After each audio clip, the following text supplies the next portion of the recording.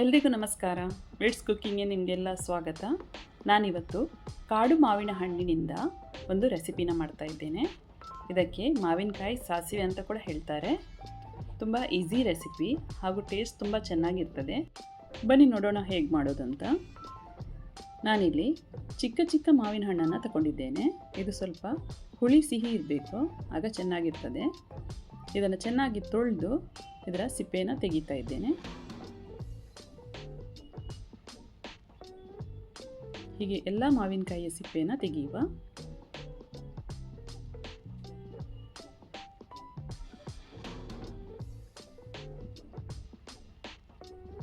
ಈಗ ಇದನ್ನು ಸ್ವಲ್ಪ ಹೀಗೆ ಪ್ರೆಸ್ ಮಾಡಿ ಹಾಕುವ.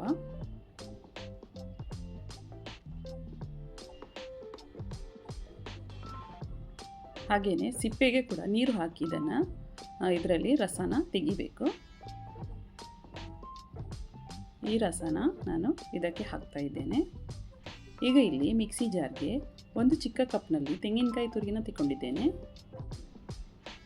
ಅದಕ್ಕೇನೆ ಇಲ್ಲಿ 3 ಕೆಂಪು ಮೆಣಸನ್ನು ಹಾಕ್ತಾ ಇದ್ದೇನೆ. ಒಂದು ಚಿಕ್ಕ ಚಮಚದಲ್ಲಿ ಸಾಸಿವೆನ ಹಾಕ್ತಾ ಇದ್ದೇನೆ.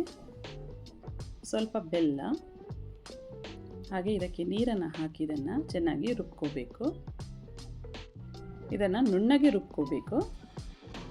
ಈಗ ಇಲ್ಲಿ ಬಾಣಲೆಗೆ ಮಾವಿನಕಾಯನ್ನು ಹಾಕುವ. ಇದಕ್ಕೆ ರುಚಿಗೆ ತಕ್ಕಷ್ಟು ಉಪ್ಪನ್ನು ಹಾಕ್ತಾ ಇದ್ದೇನೆ. ಹಾಗೆಯೇ ಒಂದು 4 ಕಾಯಿ ಮೆಣಸನ್ನು ಹಾಕ್ತಾ ಇದ್ದೇನೆ.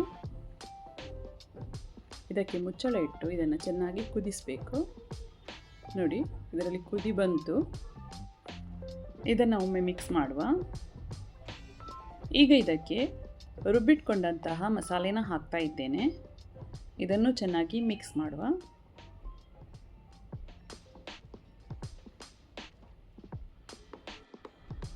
ಈಗ ಇದಕ್ಕೆ ಮುಚ್ಚಳ ಇಟ್ಟು ಚೆನ್ನಾಗಿ ಕುದಿಸುವ.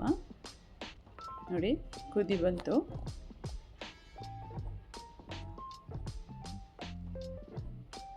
ಒಂದು 5 ನಿಮಿಷ ಇದನ್ನು ಹೀಗೇನೆ ಬೇಯಿಸಬೇಕು.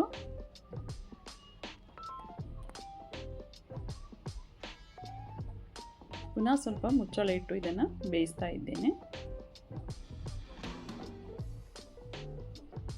ಈಗ ಇದು ಆಯಿತು. ನೋಡಿ,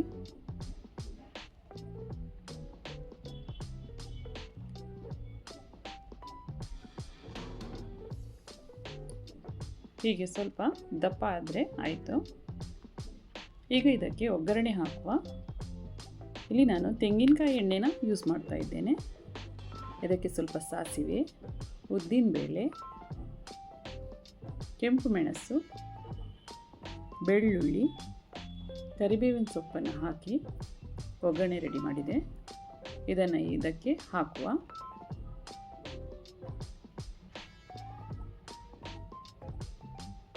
ಮಾವಿನಕಾಯಿ ಸಾಸಿವೆ ರೆಡಿ ಆಯಿತು.